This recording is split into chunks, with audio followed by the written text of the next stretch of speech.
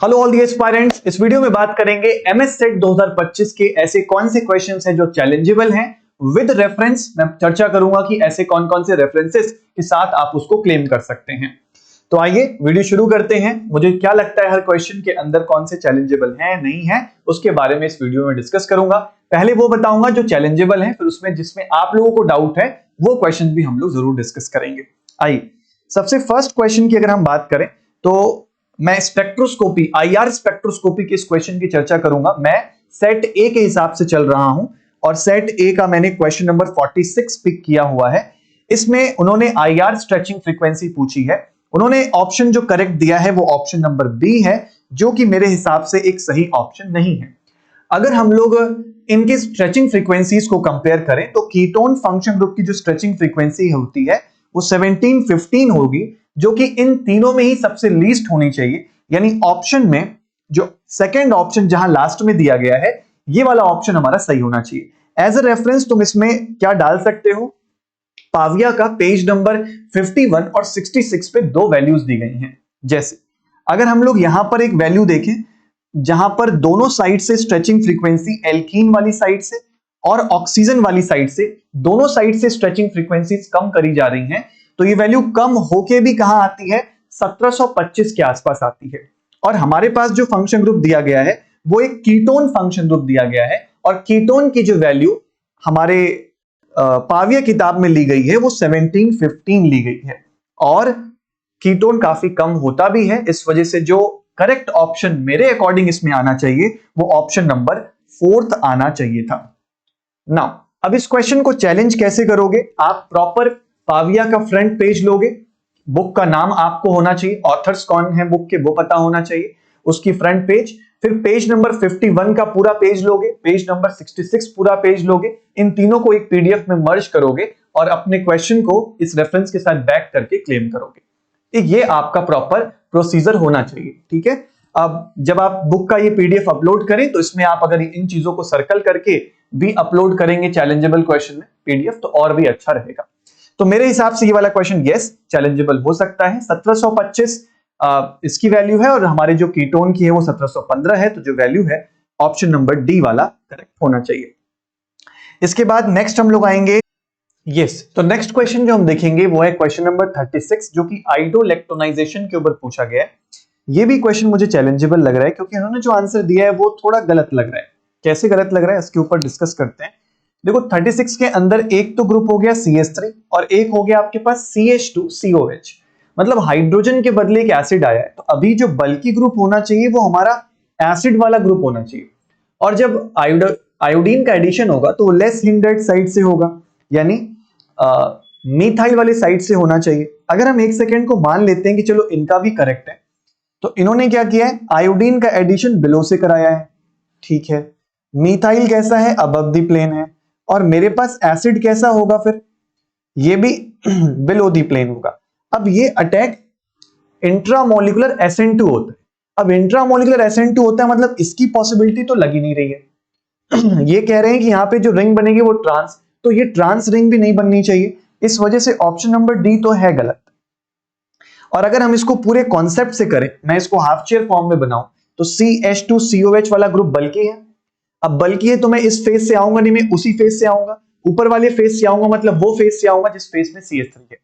तो ऐसे केस में आयोडीन अबव से ऐड होना चाहिए और अटैक करने के बाद 5 मेंबर्ड की रिंग बनेगी। देखो एग्जैक्ट क्वेश्चन तो नहीं मिला, लेकिन हम एज अ रेफरेंस के तौर पर नान्स का क्वेश्चन डाल सकते हैं, ये वाला जिसमें उन्होंने हाइड्रोजन लिया है और I2 का एडिशन कराया है from the less hindered face. तो हमारे केस में भी जो लेस हिंडर्ड फेस होगा वो CH3 का ही होगा, तो सेम यही मैकेनिज्म फॉलो करते हुए प्रोडक्ट फिर बनाएंगे, ठीक है। तो हमारे पास जो ऑप्शन आना चाहिए ऐसे केस के अंदर वो फिर ऑप्शन नंबर ए जो होगा वो करेक्ट होना चाहिए, ठीक है। तो इसको भी चैलेंज कर सकते हैं, तो आप इसको इसी रेफरेंस का इस्तेमाल करें, नान्स की बुक लें, उसका फ्रंट पेज लें विद पेज नंबर, आइडोइलेक्ट्रोनाइजेशन सर्च करिएगा, उसमें पेज नंबर मेरे ख्याल से इसमें है नहीं, मैं मेंशन कर दूंगा इसी पीडीएफ में पेज नंबर, ठीक है। और ये पीडीएफ वेबसाइट पे डलवा देंगे, आप वहां से डाउनलोड कर लेना। नेक्स्ट क्वेश्चन जो आता है इसमें अगर आपको ए वैल्यू चाहिए, एक्चुअली ये बल्कीनेस को दिखाएगा कि देखो एसिड फंक्शन ग्रुप की जो ए वैल्यू होती है वो 1.2 है, इसका मतलब ये ज्यादा बल्की ग्रुप है as compare to fluorine hydrogen जो कि स्मॉल साइज के होते हैं, इनके केस में ए वैल्यू काफी कम होती है। ये भी लगे हाथों अपलोड कर ही देना। वैसे इतना तो श्योर शॉट है कि एसिड और हाइड्रोजन में एसिड बल्की है और हाइड्रोजन स्मॉल साइज का है। इसके बाद जो नेक्स्ट क्वेश्चन लग रहा है वो है एनएमआर का क्वेश्चन, जिसके अंदर क्वेश्चन नंबर 84, जिसके अंदर हमसे कहा गया है कि केमिकल शिफ्ट निकालना है। अब भाई इन्होंने दिया है कि जो कंपाउंड है that shows a peak at 240 hertz downfield relative to the reference. ये मान लो 0 हो गया तो डाउनफील्ड आएंगे तो 240 हर्ट्ज दी गई है वैल्यू। 240 हर्ट्ज को 60 से डिवाइड करेंगे हम लोग, और मेरी ये जो यूनिट है वो मेगा हर्ट्ज है, तो हर्ट्ज से हर्ट्ज कैंसिल होगा और 6 4 जा 24 होता है, तो आंसर 4 ppm ही होना चाहिए, यानी ऑप्शन नंबर डी होना चाहिए। पर उन्होंने जो ऑप्शन दिया है वो शायद ए दिया है, जो कि सही नहीं होगा, तो ये भी चैलेंजेबल है। लेकिन रेफरेंस के तौर पे क्या डालें, तो आप इसमें पाविया का एक्सरसाइज का क्वेश्चन नंबर 2 डाल सकते हैं, और पाविया के सोल्यूशन में जब आप देखते हैं तो सेम वही तरीके से सॉल्व किया गया जो तरीका हम लगा रहे हैं, और आंसर उसी के हिसाब से निकाला गया। वही बस खाली न्यूमेरिकल वैल्यू चेंज्ड है, यहां 128 हर्ट्ज पे आ रही है और यहाँ पे 240 हर्ट्ज पे आ रही है, तो आप इस रेफरेंस का इस्तेमाल कर सकते हैं। ये सोल्यूशन वाले का हो जाएगा रेफरेंस, ये आपका पाविया का किताब पेज नंबर 154 एग्जांपल नंबर 2, इसको एज अ रेफरेंस आप लगा सकते हैं। ठीक है, फिर अगला क्वेश्चन था, हाँ एक और, आप गेट 2019 का क्वेश्चन पेपर भी लगा सकते हैं आंसर की के साथ, उसमें भी ऐसा ही क्वेश्चन पूछा गया था केमिकल शिफ्ट का, जिसमें शिफ्ट को डिवाइड किया जाएगा मशीन के ऑपरेटिंग फ्रीक्वेंसी से और आपका केमिकल शिफ्ट आएगा। इसको भी रेफरेंस में लगा सकते हो, पाविया का भी लगा सकते हो, दोनों में से कोई भी लगा दो। अगला क्वेश्चन जो चैलेंजेबल है वो है आपका ट्रोस्ट-डिसूजी का रिएक्शन। इसके अंदर पैलेडियम सबसे पहले लगेगा, पैलेडियम इस अलाइलिक सेंटर से एसीटेट को हटाएगा और एक अलाइल कैटायन कॉम्प्लेक्स का फॉर्मेशन होगा। अब जब अलाइल कैटायन कॉम्प्लेक्स बनेगा तो इस पे अटैक किस साइड से होना चाहिए, ये एक इंटरेस्टिंग चीज है। तो हमारे पास जो अटैक होता है वो लेस हिंडर्ड साइड से होता है, यानी अटैक इस वाले साइड पे होना चाहिए, यानी ऑप्शन नंबर बी जो है वो करेक्ट आना चाहिए, पर उन्होंने आंसर की में ए दिया है। इसके लिए भी एग्जैक्ट रेफरेंस तो नहीं मिला है दोस्तों, लेकिन आप लगाने के लिए कैरूथर्स की ये लाइन लगा सकते हैं। एक एग्जांपल दिया गया कैरूथर्स में, ये लिखा गया है with an unsymmetrical pi allyl palladium complex reactions takes place on the either end of the allyl system, although attack at less sterically hindered position normally dominates। Less hindered centre पे जो attack है वो dominate करता है, तो हम इस reference के साथ क्लेम कर सकते हैं। नीचे एक एग्जांपल भी दिया है लेकिन एग्जैक्ट एग्जांपल नहीं मिला है, लेकिन आंसर जो होना चाहिए मेरे हिसाब से ऑप्शन नंबर बी होना चाहिए। और आपको अगर कोई रेफरेंस ऐसा मिला है जो ए वाले को सही करता है तो मुझे प्लीज जरूर इन्फॉर्म करना, ठीक है। चलो फिर अगला क्वेश्चन जो है, जो मुझे लगता है चैलेंजेबल, अब ये क्वेश्चन थोड़ा ना, क्वेश्चन पूछने का तरीका ही गड़बड़ कर दिया। क्वेश्चन नंबर 43 पूछा है, इसमें कंफ्यूजन उन्होंने खुद ही क्रिएट कर लिया है। इनको प्रॉपर मेंशन करना चाहिए था कि ग्रिग्नार्ड एक्सेस में लेना है या नहीं लेना है। जब आप देंगे नहीं एक्सेस में या दो इक्विवेलेंट तो बच्चा खुद से नहीं लेगा, तो ऐसे केस में एक इक्विवेलेंट मान के कीटोन का आंसर सही करना चाहिए था, लेकिन इन्होंने मान रखा है कि ये एक्सेस में है और ये बाद में भी एक इक्विवेलेंट और भी आएगा और उसको कन्वर्ट कर देगा एक 3 डिग्री एल्कोहल के अंदर। इस वजह से जो ऑप्शन दिया गया है वो ऑप्शन नंबर बी है। लेकिन अगर क्वेश्चन की कंडीशन को देखो, बन सकता है बी, इसमें कोई दोहराई नहीं है, लेकिन क्वेश्चन की कंडीशन को देखा जाए तो सिर्फ एक मतलब मेंशन नहीं किया इन्होंने कि भाई दो इक्विवेलेंट है, एक्सेस में है, तो हम एक इक्विवेलेंट लेके चलें या इसको एक्सेस में लेके चलें, अटैक करा दें, तो थोड़ा कंफ्यूजिंग सा मामला इन्होंने क्रिएट कर दिया है। तो मतलब कायदे से देखा जाए तो ऐसे क्वेश्चंस में जनरल मार्किंग कर देनी चाहिए, क्योंकि आपके साइड से इतनी क्लैरिटी नहीं आई है, जो मेरा मानना है। लेकिन अब अगर एक इक्विवेलेंट लेके चलें तो ए ठीक है, एक से ज्यादा लेके चलें तो ये भी ठीक है। अब ऐसे केसेस में जो मैंने ऑब्जर्व किया है कि भाई जो ऑप्शन नंबर ए है वो ज्यादा ठीक होना चाहिए, क्योंकि मेंशन नहीं है कि एक्सेस में है या दो इक्विवेलेंट है, तो हम दो बार कैसे अटैक कराएं। एक इक्विवेलेंट के साथ कीटोन के प्रोडक्ट्स भी आइसोलेट हो जाते हैं, ऐसा अमाइड के केस में तो होता है। बाकी इस पे मैं और ढूंढता हूं, मुझे कोई सॉलिड रेफरेंस मिलेगा तो मैं आपको जरूर दूंगा। इस पे तो कॉन्ट्राडिक्शन तो है ए और बी के अंदर। आपको कुछ मिला है रेफरेंस तो मुझे बताइएगा, आपके क्या व्यूज हैं तो नीचे मुझे कमेंट्स में बताइएगा। फिर उसके बाद अगला क्वेश्चन, ये बहुत सारे बच्चों ने भेजा था कि सर ये चैलेंजेबल है। नहीं, ये क्वेश्चन चैलेंजेबल नहीं है, इसका ऑप्शन नंबर सी ही करेक्ट ऑप्शन है। जगदंबा के अंदर ये आपको क्वेश्चन मिल जाएगा। मैं आपको ऊपर जो क्वेश्चन दिख रहा है ये जगदंबा सिंह का है, नीचे वाला क्वेश्चन आपके एग्जाम में पूछा गया है। गौर से देखो, इस क्वेश्चन में और आपके क्वेश्चन में थोड़ा सा ही डिफरेंस है। पहली चीज, यहां एक कार्बन नहीं है, ये स्ट्रेट लाइन होगा, ठीक है, CH2 ऐसा है। मैं अगर इसको एक 6 मेंबर्ड की रिंग के फॉर्मेट में बनाऊं तो देखो एक डबल बॉन्ड यहां बना सकता हूं, फिर मैं इसको ऐसे बनाऊं और इस पर एक कार्बोनिल बना दूं। तो ये वाली जो पोर्शन है ना रिंग का, ये वाला पोर्शन, इसको मैंने बीच में बनाया है यहां पे, और सब्स्टिट्यूएंट्स कहां लगेंगे, कार्बोनिल के अपोजिट साइड में लगेंगे। तो चलो मैं यहां पे लगा रहा हूं।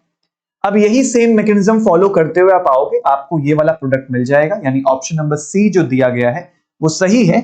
ए वाला ऑप्शन जो आपको लग रहा है, क्योंकि आपने डायरेक्टली अटैच कर दिया है रेडिकल को, इस वजह से आपको लग रहा है, पर वो ऑप्शन गलत है दोस्त मेरे। ऑप्शन नंबर सी ही इसका करेक्ट बनेगा। एग्जाम्पल आपके सामने है, जो स्टेप्स मैंने किए हैं उसको आप फॉलो करते हुए प्रोडक्ट तक पहुंच सकते हो, कोई बड़ी बात नहीं है, ठीक है। तो इसको चैलेंज मत करना, ये ठीक है। फिर एक ये भी क्वेश्चन था जो मेरे पास आया है कि सर इसको चैलेंज कर सकते हैं क्या। पहले तो यार मैं थोड़ा सा नाराज एमएस सेट वालों से यूं हूं कि भाई आपको थोड़ा क्लियर कट मेंशन करना चाहिए क्या बना रखा है, मतलब 6 मेंबर रिंग कार्बन है कि क्या है, इतना कंफ्यूजन क्यों क्रिएट करते हैं। एक तो बच्चा वैसे ही पहले से परेशान एग्जाम को लेके, देखो इनको प्रॉपर मेंशन करना चाहिए था। एक ब्यूटाइल यहां पे है, एक ब्यूटाइल यहां पे, डबल बॉन्ड, इस सेंटर पे एक हाइड्रोजन एसिटिक। तो एलडीए क्या करेगा, इसका प्रोटॉन निकाल लेगा। अगर एलडीए प्रोटॉन निकालेगा तो नेगेटिव चार्ज बनेगा, टिन लग जाएगा, और यहां पे ब्यूटाइल और butyl group. Methyl lithium sir hydrogen निकालेगा और एक कार्बीन जनरेट होगी। इस कार्बीन में आपके पास H और Cl लगे होंगे, ठीक है। मैं इस कार्बीन का अगर इंसर्शन रिएक्शन कराऊंगा तो एक 3 मेंबर्ड की रिंग यहां पे बनेगी, इस पे Cl और इस पे H लगा होगा। यहां negative charge of course tin लगा होना चाहिए, ब्यूटाइल और ब्यूटाइल। इस नेगेटिव को जब आप आगे लेके आओगे एक कदम, तो यहां से रिंग एक्सपेंड कर जाएगी। देखो ये वाला बॉन्ड यहां और Cl एलिमिनेट, तो जो आपको प्रोडक्ट मिलेगा वो फिर 7 मेंबर्ड की रिंग वाला प्रोडक्ट मिलने लगेगा, यहां से ये वाला। और ऑफ कोर्स यहां टिन लगा होगा, 2 ब्यूटाइल, यानी ऑप्शन नंबर ए जो है वो करेक्ट हो जाएगा। और इसके लिए उन्होंने ऑप्शन नंबर ए दिया भी है, तो मेरे ख्याल से इसमें ये चैलेंजेबल नहीं है। इसके बाद नेक्स्ट क्वेश्चन जो बच्चों ने भेजा है, चैलेंजेबल है क्या नहीं, तो ये वाला क्वेश्चन। देखो ये क्वेश्चन फंडामेंटली उतना सही नहीं है, लेकिन अगर कॉन्सेप्ट लगाया जाए तो आंसर तक आप पहुंच सकते थे। देखो सबसे पहले प्रोटेक्शन दिया हुआ है, तो ऑफ कोर्स नाइट्रोजन का प्रोटेक्शन के लिए इनको देना चाहिए था, पर दिया नहीं है। BOCCl देगा तो बॉक्स से ये वाला ग्रुप प्रोटेक्ट हो जाएगा। अब फाइनल प्रोडक्ट के अंदर जो इस सेंटर की स्टीरियो है वो बिलो दी प्लेन है, और जो नाइट्रोजन का सेंटर है वो अपवर्ड डायरेक्शन में पॉइंट करता है। मतलब ये फर्स्ट हाफ जो होगा वो ऐसा होना ही चाहिए, क्योंकि नाइट्रोजन अपवर्ड डायरेक्शन में तो सब्स्टिट्यूएंट बिलो, यस ऐसा हो सकता है। उसके बाद हम लोग बात करें ये वाला ऑप्शन, देखो सी तो एकदम नहीं होगा, नाइट्रोजन पे आइसोप्रोपिल है नहीं। अब इसमें ना नाइट्रोजन डाउनवर्ड डायरेक्शन में है, अगर आप कैविटी को का डायरेक्शन बदलोगे ना तो सब्स्टिट्यूएंट का डायरेक्शन भी बदल जाएगा। इस वजह से ये वाले ऑप्शंस भी नहीं है, तो इसको भी आप काट सकते हो। अब देखो जो सबसे एप्रोप्रिएट ऑप्शन है, शायद मेरे ख्याल से इसमें मिथॉक्सी होना चाहिए था, यहां पे इन्होंने गलती से हाइड्रोक्सी दिया हुआ है। अब मेरे पास पूछा है कि जो सेकेंड ग्रुप है उसकी स्टीरियो क्या होनी चाहिए, तो आपको इस सेंटर की स्टीरियो और इस सेंटर की स्टीरियो को मैच करना था। इसका कैविटी नीचे की साइड है तो अबव द प्लेन है, इसका कैविटी ऊपर के साइड है तो बिलो कर दिया, मतलब ठीक कॉन्फ़िगरेशन होगी। आप RS निकाल के चेक भी कर सकते थे, DCC की मदद से इनको जोड़ देना था और आपका ये प्रोडक्ट मिल जाता। तो मतलब आप अगर दिमाग लगाओगे तो ऑप्शन नंबर ए आराम से चूज कर सकते थे, तो ये भी चैलेंजेबल नहीं लग रहा है। अगला क्वेश्चन, हाँ ये भी बहुत सारे बच्चों ने भेजा है। देखो इसके अंदर भी ना, यस शुरू में जो मामला दिया गया है वो 3D, जो करेक्ट ऑप्शन है वो डी दिया, आपने डी लगाया है, जो दिया गया है वो बी है। यही है। अब इसके अंदर जब आप रेजोनेटिंग स्ट्रक्चर एक बार बना के देखोगे तो आपको दोनों स्ट्रक्चर्स एक बार कंपेयर करने चाहिए। यहां पे ऐसा मामला बनेगा। अब ये 3 डिग्री भी है, 3 डिग्री के साथ होने के साथ साथ डबल अलाइलिक सेंटर भी है, जबकि यहां पे आप देखोगे तो सिर्फ एक 2 डिग्री बनेगा और इधर आपका 3 डिग्री अलाइलिक बनेगा। तो ऐसी कंडीशन में जहां 3 डिग्री और डबल अलाइलिक सेंटर्स हो वो डोमिनेट कर सकते हैं, मतलब रेजोनेटिंग स्ट्रक्चर के बाद का कंपैरिजन कराया होगा, तभी इन्होंने ऑप्शन नंबर बी दिया है। तो इस तरीके से ऑप्शन नंबर बी को जस्टिफाई किया जा सकता है। ओके, नेक्स्ट क्वेश्चन जो मेरे पास आया है, ये भी बहुत सारे बच्चों ने बताया है। देखो इसके लिए भी मुझे कोई सॉलिड रेफरेंस तो नहीं मिला है, लेकिन इसमें जो पॉसिबिलिटी हो सकती है वो क्या है कि भाई जो सल्फर के लोन पेयर्स है ना, वो ही इसके सिग्मा स्टार में पहले अटैक करके इसको बाहर करेंगे।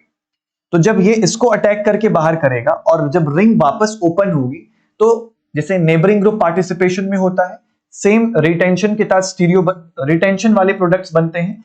इस वजह से इसका भी N3 रिटेंशन के साथ लग जाएगा और इसका भी N3 रिटेंशन के साथ लग जाएगा। ऑप्शन नंबर ए करेक्ट होगा। मतलब जब आप इसमें NGP लगाएंगे तभी ये आंसर आएगा। पॉसिबिलिटी है तो हो सकता है। अगर आपको कोई सॉलिड रेफरेंस मिला है जो इसको टैकल कर सकता है तब हम सोचेंगे, वरना अभी के लिए मेरे हिसाब से ये भी चैलेंजिंग नहीं होगा। ठीक है, तो मैंने सारे क्वेश्चंस लगभग डिस्कस करने की कोशिश करी है। जो जो चैलेंजिंग नहीं लग रहे हैं वो भी बताए हैं, और जो 100% चैलेंजिंग है वो भी बताएं। देखो ये थोड़ा सा कॉन्ट्राडिक्टरी है, कोई रेफरेंस मिले तो लगा सकते हो, ये चैलेंज कर दीजिए आप लोग। NMR का ये वाला जो न्यूमेरिकल है ये भी चैलेंज कर दीजिए। आप आइडोइलेक्ट्रोनाइजेशन के क्वेश्चन को भी चैलेंज कर सकते हैं, और इस क्वेश्चन को भी चैलेंज कर सकते हैं जो IR वाला है। इसके साथ एक और क्वेश्चन जो है, शायद मेरे पास अभी आया नहीं इसमें, वो MCPBA वाला क्वेश्चन था। उसके लिए भी दोस्त यार मुझे कोई सॉलिड रेफरेंस नहीं मिल रहा कि हाइड्रोजन बॉन्डिंग होगी और वो कैविटी से आएगा। अगर वो मिल जाता है एग्जांपल तो वो चैलेंजेबल है। मैं ढूंढता हूं, मिलेगा तो बताएंगे। आपको कुछ मिलता है तो जरूर मुझे नीचे कमेंट्स में बताइएगा। और आप अभी 2 तारीख तक समय है तो आप अपने क्वेश्चंस को चैलेंज करिए। जो भी बच्चे बॉर्डर लाइन पे फंस रहे हैं उनके लिए अगर ये सारे आंसर्स उन्होंने करेक्ट मान लिए तो आपका सेट क्वालिफाई भी हो सकता है। और कोई भी डाउट हो नीचे कमेंट्स में बताइएगा, मैं उस चीज को एड्रेस करूंगा। इनऑर्गेनिक और फिजिकल केमिस्ट्री की वीडियोस भी चैनल पे आ जाएंगे, आप उनको भी देख लीजिएगा। इनऑर्गेनिक में भी और फिजिकल में भी कुछ क्वेश्चंस हैं जो चैलेंजेबल हैं। Thank you so much everyone, take care, bye bye.